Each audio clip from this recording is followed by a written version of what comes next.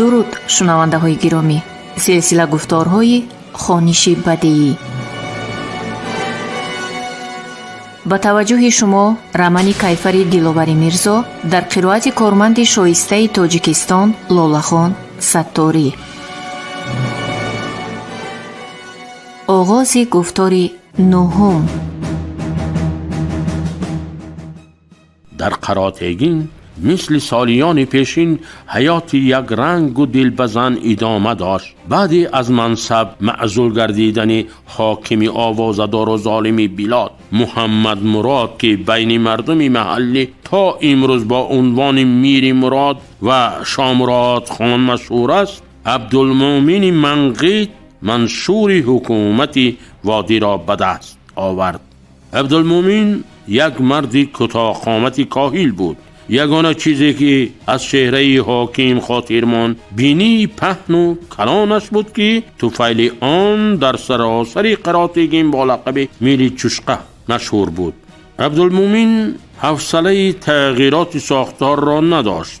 вай ҳам ба мисли ҳокимони пешин хешу табор ва наздиконашро ҳамроҳ оварда вазифаи амлокдориро байнашон тақсим намуд. дар қалъаи ғарм чанд тан аз хешу таборашро ҷой дод. дар золимию бераҳмӣ бо Мири Мурод гӯи сабқат бозӣ мекард. Нусратуллоҳ дар дея як моҳ истод ва аз падар дуо гирифта ба Хуқанд баргашт. ба ҷои кори пештарааш ибтидо Лутфулло ба рафтанаш розӣ набуд. мардум маро механданд бачаам, гира бар абрӯ зада гуфт ӯ. ваъда ҳамин буд ки 1-2 сол кор карда бармегардӣ, хонадорат мекунам. рафтию маслиҳатро фаромӯш кардӣ. ин дафъа то оиладор нашавӣ ба ҷое намеравӣ. бова, зангирӣ дер намешавад. рухсораҳо алвон табассум дар лаб посух гуфт Нусратуллоҳ. 1-2 соли дигар дар озодӣ мондан мехоҳам. ҳамин зулму ситами истисморгарон бас аст. Лутфулло аз лутфи фарзандаш завқ бурду дуру дароз хандид.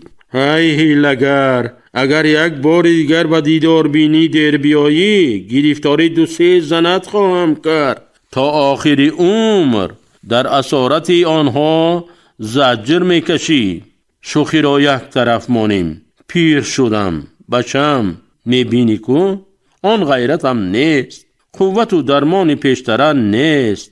یک روز سر پا میخیزم و 1 هفته در بستر میخوابم. میخواهم دمی پیری همه‌تان پیش چشمم باشید. از دیدارتان سیر شوم. خدمتم را ادا کنید. آخر با 100 امید و آرزو بچه کلان کردم. شما بچه های داستک نیستید که ارمان و هوس دارم. میخواهم روی نبیرگانم را بینم. بابا گفتن آنها را گوش کنم. تو این را فهمیده می توانی؟ نصرتالله. در بین صدیق در آمد. قبلگاهی، شکر حالا به قوت هستید. خداوند عمر خیزر را نصیبتان گرداند که بالای سری ما باشید و همیشه پند و نصیحتمان کنید. من در خدمت شما میمانم.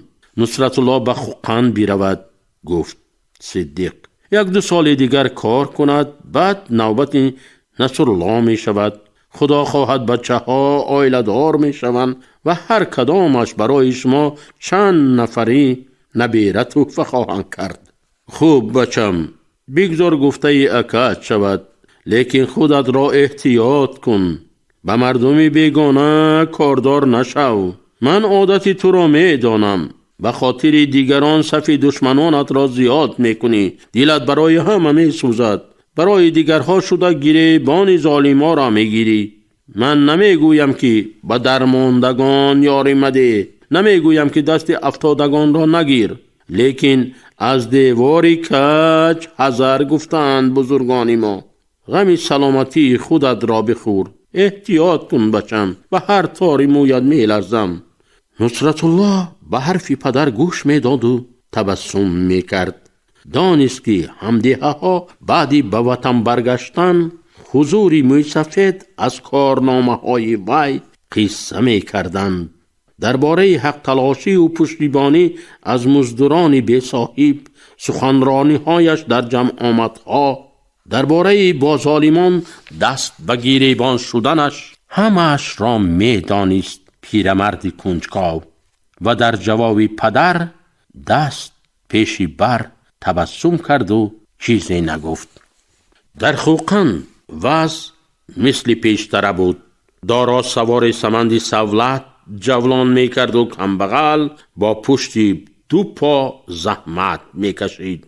با وجود خستگی خوابش نمی برد. از یک پهلو به پهلوی دیگر میگشت و آهی سوزان شکاف سینه‌اش را میسوخت. در غیبت او چند تن از دوستان نزدیکش را بندی کرده بودند. به دوستان کارخانه برایش خالی بود. از جا بلند شد و آهسته بیرون برآمد.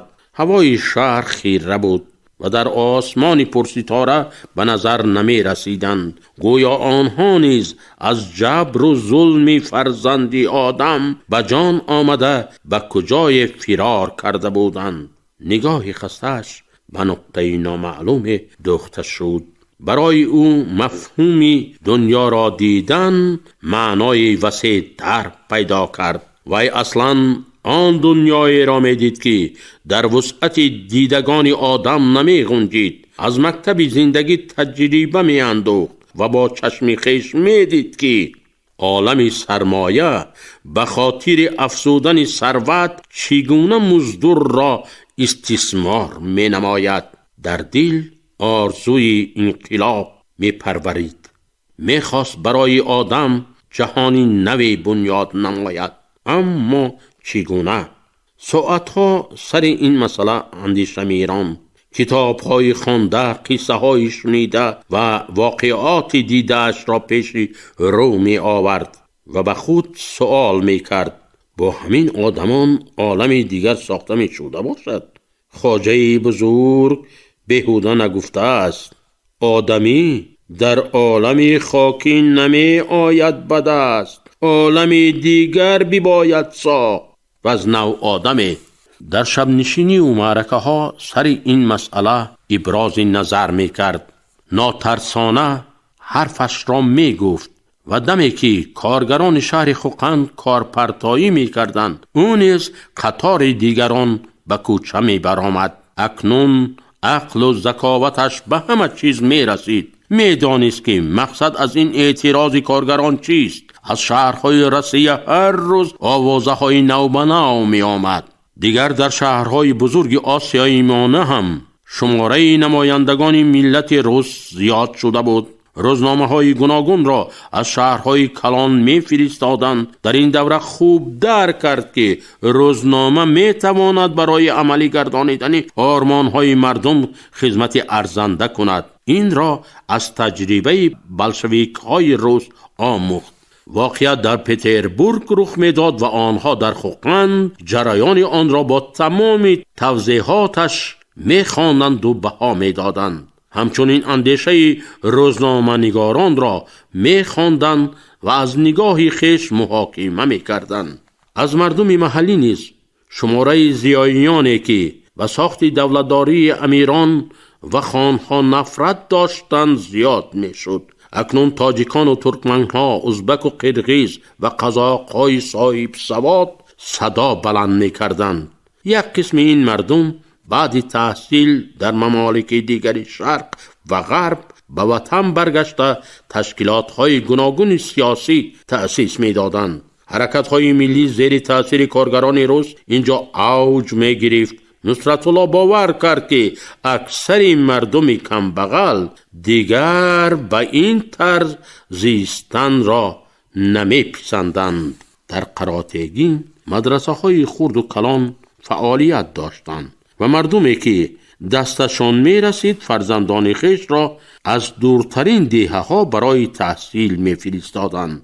اکثر جوانهایی که این مدارس را در کوهستان دور ختم می کردند برای ادامه تحصیل به مدرسه های شهرهای مشهور می رفتند. برخی به بخارا و سمرقند و خوقند، قسم به بیهار و دهلی و پشاور و دیگر ممالک مسلمان نشین.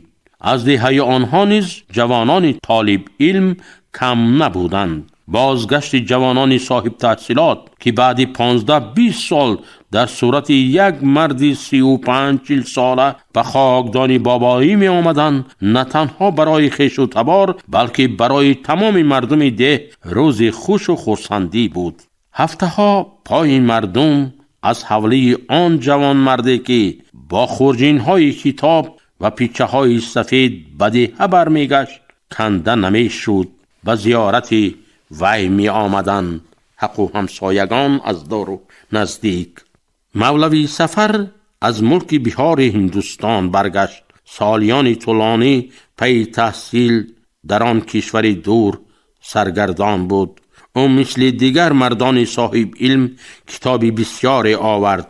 نصرت الله این دفعه بازگشت به زادگاه بیشتر وقتش را در صحبت آنها می گذراند. و دیدار بینی می رفت و تا یک قاط شب همراهشان می نشست. به خانه مولوی یک بیگاه مهمان شد. مولوی سفر از دیده و شنیده برای او و یاران دیگر که اطراف دسترخوان کمبغالانه خانواده دوره گرفته بودند قصه می کرد. نصرت الله به قصه های وی گوش می داد و کتاب های آوردهش را ورق می زد. بین کتاب های بیشمار دیوانی را دید که مؤلفش ناشناس بود. یک دو شعرش را خواند، خوشش آمد از آن. دیگر از صحبت مولوی دور رفته بود. او ماند دو کتاب شاعری ناشناس. شاعر با درد و الم از حال زار مردم زحمتکش می گفت و ثروتمندان را نفرین می خواند.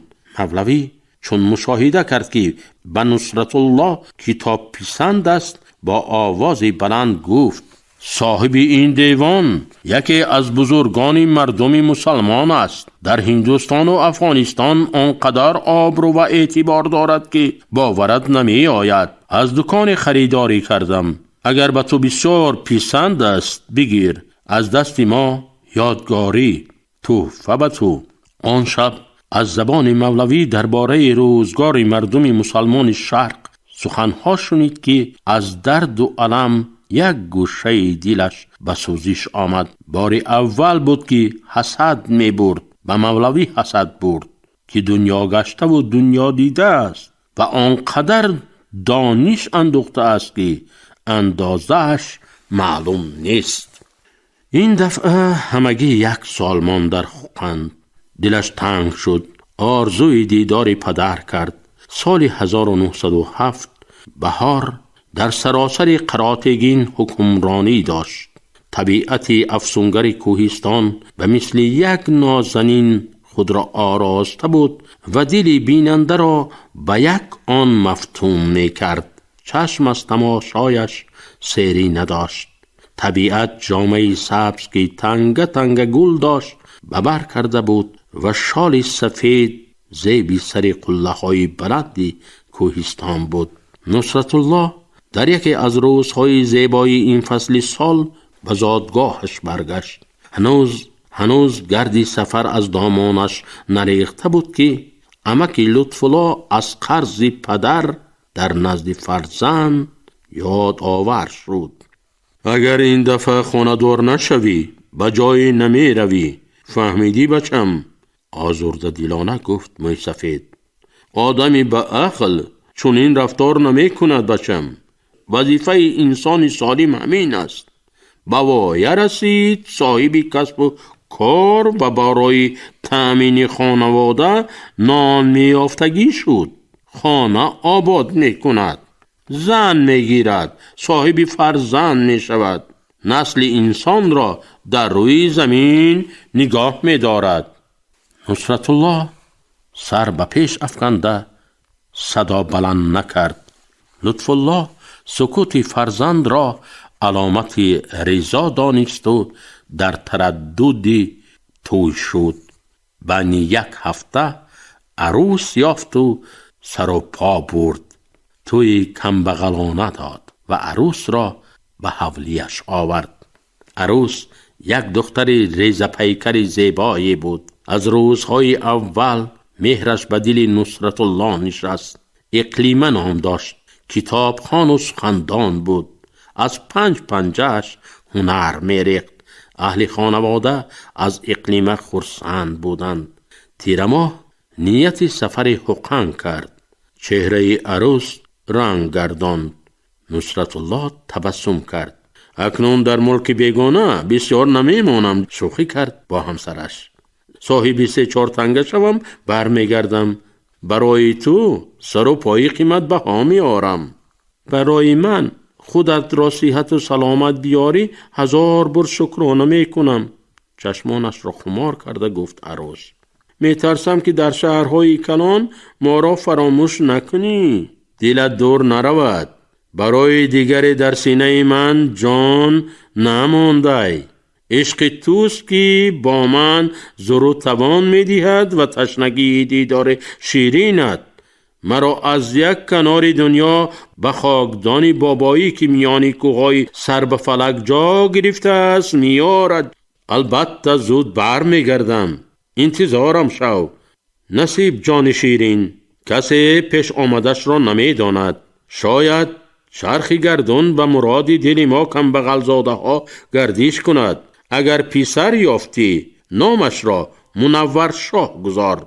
من به مادرم میفهمانم که پدرم را راضی کند. بگذار به جمال خود طفل نوزاد کلبه ما را روشن کند. اقلیمه رخساره ها انار به سخن شوهرش جواب نگفت.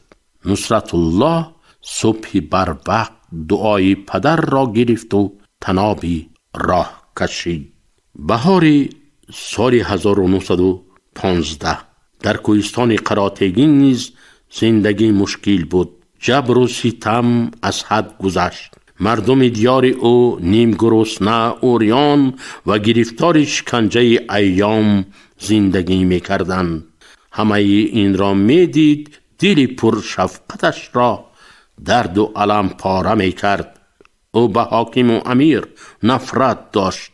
آنها را برای خونخواری و مردم آزاریشان چشم دیدن نداشت. این قوم مردم خوار برای منفیت طبقه مظلوم کار نمی کردند. برای آبادی دولت بخارا چاره نمی اندیشیدند. در بند نفس گرفتار تنها برای خود می زیستند. دولت بخارا به امارت پوسیده شباهت داشت. معطل یک گرداب یا زمین لرزه‌ای بود که اندک زمین را جنباند.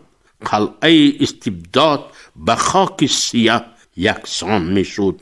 وضع را تحلیل میکرد. به مردم میفهماند. همه‌اش را میفهماند. اما همدیاران او بسیار صحبتهایش را نمیفهمیدند. به درک مقصد نهایی وی نمیرسیدند.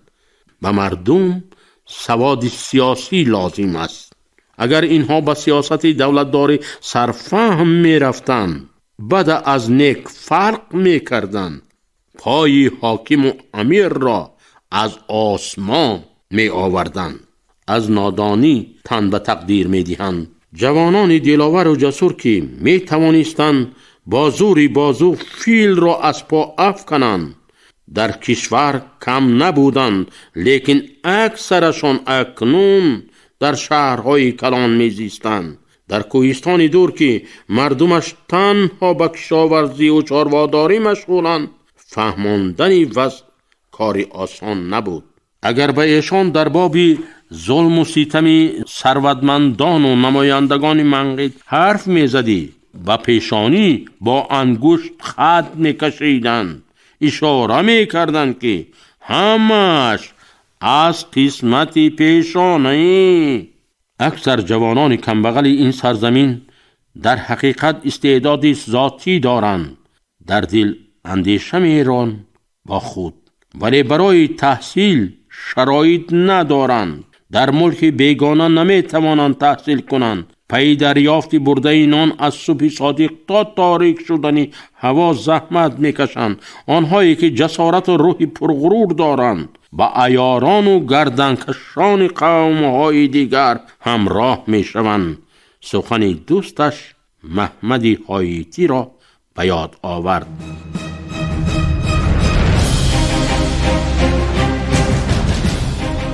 шунавандаҳои гиромӣ, шумо рамани кайфари диловари мирзоро дар қироати корманди шоистаи тоҷикистон лолахон сатторӣ шунидед.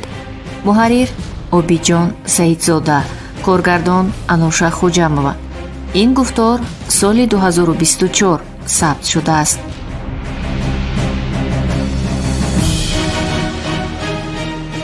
анҷоми гуфтори 9